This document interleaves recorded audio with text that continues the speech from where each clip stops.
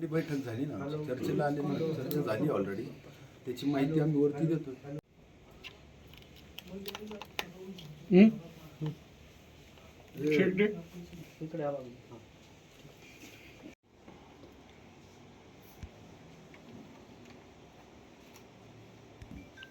पुत्र नाही, आज ते ना त्यांनी बाईट दिली माझाला आणि 23 नगरसेवक आज त्यांच्याकडे प्रवेश केलेले. परत हे 55 लोक आमच्या धनुष्यबाण चिन्हावरती 2017 साली निवडून आले. बरोबर जागा म्हणजे आमची संख्या किती झाली? भाजपची. आणि मग उरलेले जे 10-12 लोक आहेत आम्ही म्हणतो त्याच्यात 5-5 करा, म्हणजे आमचे 50 तुमचे 72 करा. तुम्ही इकडे बोलले ते माझ्याकडे बोलून प्रश्न टाकणार होतो, मग राष्ट्रवादीला सोबत घेणार नाही का तुम्ही? पुढे आहे. आतापर्यंत ते माग 2 दिवसापूर्वी आले होते, अजून नाही आले. नाही, आमच्या 2 दिवसापूर्वी या संदर्भामधली बैठक झाली. या संदर्भामध्ये 2 दिवसापूर्वी जी काय परिस्थिती होती त्या संदर्भात चर्चा झालेली आहे. आम्ही तेव्हाही 50 जागेंची त्या ठिकाणी मागणी केली होती आणि त्या संदर्भामध्ये त्यांनी देखील हेच सांगितलं होतं की आम्ही वरिष्ठांशी चर्चा करून आपल्याला कळू. परंतु मला असं वाटतं की आज आमच्या स्थानिक पदाधिकाऱ्यांनी आमच्या पक्षाचे शिवसेनेचे नेते आदरणीय उपमुख्यमंत्री शिंदे साहेबांशी या संदर्भामध्ये आमचे काही स्थानिक पदाधिकाऱ्यांचं जे मनोगत आहे ते वरती कळवलेलं आहे आणि त्यानंतर आता ते कदाचित मुख्यमंत्री महोदय आणि अजितदादांशी या संदर्भामध्ये चर्चा करतील.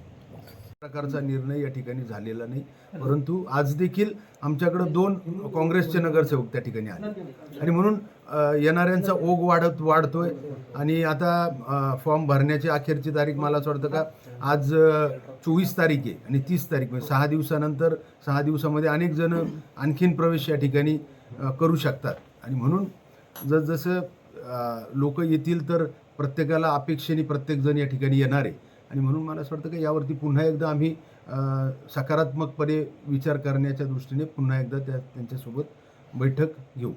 आपल्या मनासारखी चर्चा जर झाली नाही, आपल्या मनाप्रमाणे आपल्या पक्षाच्या मनाप्रमाणे जागा मिळाल्या नाही तर आपण स्वतंत्र लढणार. आम्हाला आमच्या म्हणजे सन्मानपूर्वक जर आम्हाला जागा मिळाल्या तर निश्चित सकारात्मकपणे आम्ही पुढे जाणार आहोत.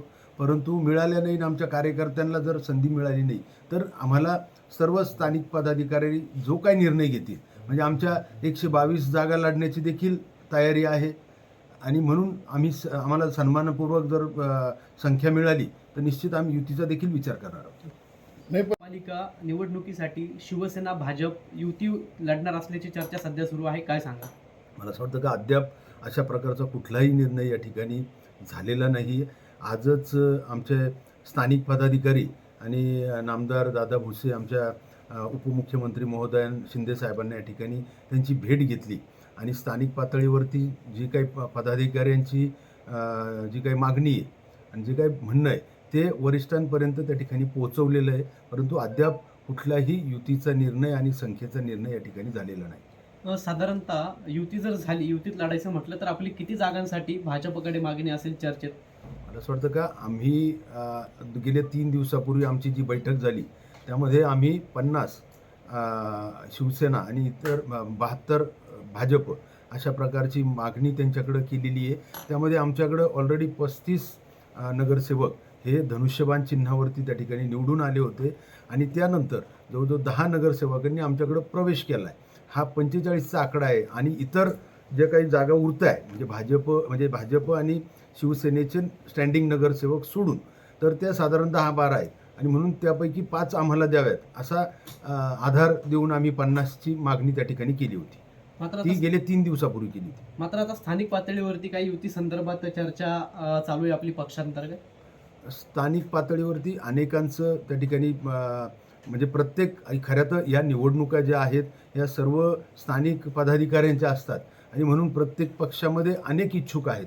जशी भाजपमध्ये खूप गर्दी आहे तशी शिवसेनेतही आहे आणि राष्ट्रवादीत आहे आणि म्हणून प्रत्येकाला संधी ही मिळाली पाहिजे या दृष्टीने प्रत्येक पक्ष हा ज्याला त्याला आणि त्या माध्यमातूनच पक्ष मजबूतीकरण या ठिकाणी होत असतं आणि म्हणून प्रत्येक कार्यकर्त्याला पदाधिकाऱ्याला संधी या ठिकाणी मिळावी या दृष्टीने प्रत्येक पक्ष या ठिकाणी प्रयत्न करतो आणि म्हणून मला असं वाटतं का जर आणि इलेक्टिव्ह मेरिटवरती आम्ही जर सगळे 122 जागा अकोमोडेट होत असतील तर निश्चित मला असं वाटतं की यावरती सकारात्मक विचार होऊ शकतो.